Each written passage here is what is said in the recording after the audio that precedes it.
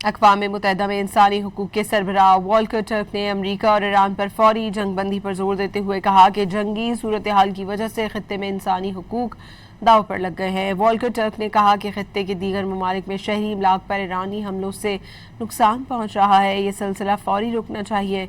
आबना हरबस का बंद होना खतरे की अलामत है। इससे पूरे खत्ते में मौशी, माशरती और इंसानी हुकूक के मामलात बिगड़ सकते हैं। उन्होंने कहा कि सिफारतकारी को बहाल किया जाना चाहिए।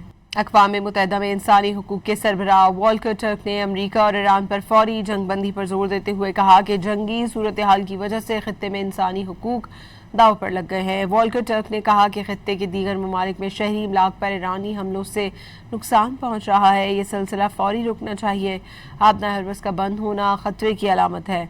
इससे पूरे खत्ते में मौशी, माशरती और इंसानी हुकूक के मामलात बिगड़ सकते हैं।